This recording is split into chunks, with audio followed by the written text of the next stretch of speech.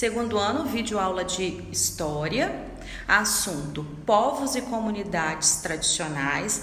Preste bastante atenção. Se tiver dúvidas, mande uma mensagem para o WhatsApp da escola, tá bom? Tchau, tchau, bom estudo!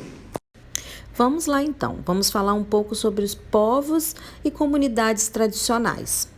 No Brasil, há pessoas que vivem em grupos que têm uma maneira própria de viver, de morar, de se relacionar e de utilizar os recursos que a natureza oferece.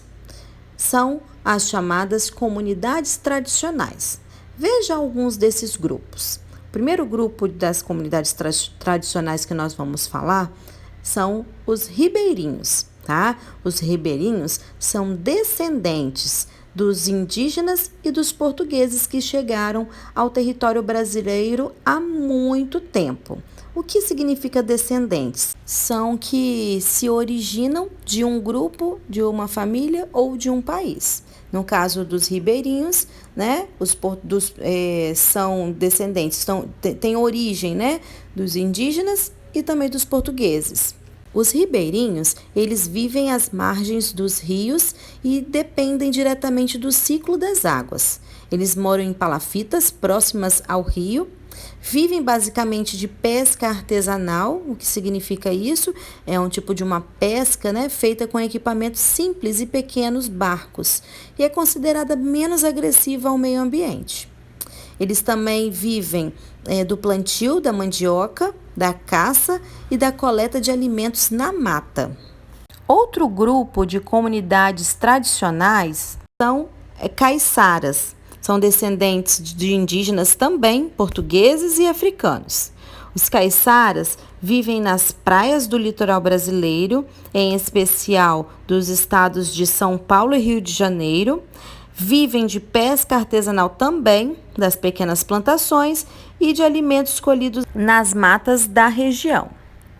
Muitos dos conhecimentos dos caiçaras sobre a mata e a pesca foram herdados de seus antepassados. Agora vamos falar um pouquinho sobre os povos indígenas, que atualmente existem somente 250 povos indígenas no Brasil. Muitos deles ainda preservam suas formas tradicionais de viver, de morar e de extrair da natureza muito do que precisam para sobreviver.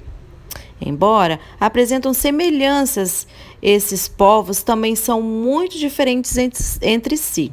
Cada povo tem seus ritmos, suas festas e seu jeito de construir suas casas. A alimentação de cada povo também varia muito. Para alguns, a base da alimentação é o consumo de peixe, outros caçam vários tipos de animais e outros criam galinhas para comer. Temos duas imagens, né? A primeira indica, são indígenas, né, Yanomamis preparando peixes para serem assados de modo tradicional. E embaixo são crianças e adultos Yanomami também, com ornamentos tradicionais durante a festa da aldeia Ariabu. Agora vamos falar um pouquinho sobre o modo de vida e a natureza ameaçados. Muitos desses povos e comunidades tradicionais estão ameaçados porque a floresta e a mata estão ameaçados também. Para esses povos que vivem da pesca, da caça e da natureza, o direito à terra é sua garantia de sobrevivência. O seu modo de viver não ameaça a floresta nem os animais. Eles respeitam os períodos adequados para pescar, para caçar e para colher.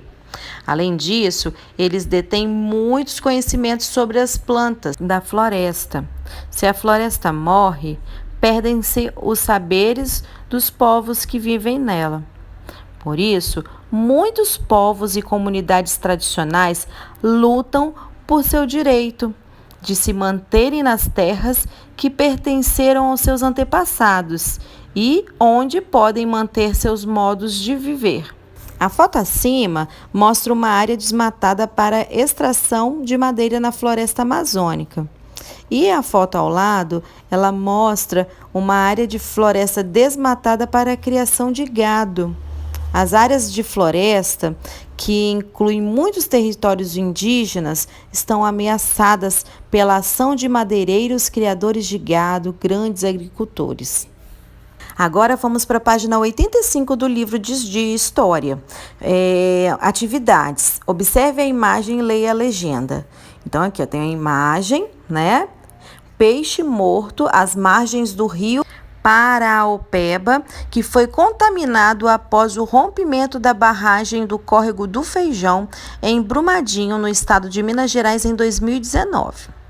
Então, a grande maioria dos povos tradicionais vive do que se retira da natureza, né? Como nós falamos, da caça, da pesca, né? Se o rio morre, o que pode acontecer com essas pessoas? E aí, vamos pensar? E aí, conseguiu pensar alguma coisa? Então, gente, se o rio morre, a alimentação e as atividades desses povos tradicionais ficam seriamente ameaçados, né? Eles podem ficar sem alimentos e automaticamente vão morrer também, né? Então, podemos escrever dessa forma: se o rio morre, a alimentação e as atividades desses povos tradicionais ficam seriamente ameaçados, ok? Vamos para o número 2. Leia o provérbio indígena abaixo. Primeiro eu quero explicar para você o que é um provérbio. Um provérbio é uma frase ou ditado, né, de origem ou sabedoria popular, com poucas palavras, mas que transmitem conselhos e ensinamentos, tá bom? Então, esse provérbio é um provérbio indígena, tá? Então, eu vou ler para vocês, ó. Quando a última árvore tiver caído, quando o último rio tiver secado, quando o último peixe for pescado, vocês vão entender que o dinheiro não se come. E aí, pessoal, o que vocês conseguiram entender desse provérbio? Esse provérbio nos leva a refletirmos sobre a própria responsabilidade que cada um tem, né? De produzir menos lixo, consumir menos, reaproveitar mais, né? Então, nós temos que ter essa responsabilidade, tá? E o provérbio, ele passa essa reflexão pra gente, né? Que as pessoas cortam árvores, que as pessoas vão poluindo o rio, que automaticamente com a poluição do rio os peixes vão morrer, nós não vamos ter alimentos. Vai chegar um momento, né, que se continuar da forma que está, nós vamos entender que tudo isso que nós fazemos para ganhar dinheiro, né? Derrubamos árvores para fazer móveis, né? Enfim, usamos e poluímos a água, os rios, né? Automaticamente, como eu falei, os peixes também, eles vão morrer. Então, não vai ter dinheiro que compre tudo isso, porque não vai ter, né? Então, antes que aconteça o pior, nós temos que ter responsabilidade e tentar fazer o melhor, né? Tentar preservar tudo isso que nós temos, ok? Então, agora você vai pegar o seu caderno de história, você vai escrever o cabeçalho e vai colocar atividade da página 85 e vai fazer um desenho para representar o que você entendeu sobre esse provérbio, ok? Muita atenção, muito capricho, tá bom? Depois vocês vão retornar nas páginas 82, 83 e 84, vão realizar uma leitura, praticar a leitura e também reforçar, né, revisar tudo isso que foi comentado nessa videoaula, tá bom? Atenção, capricho e bom estudo. Tchau, tchau.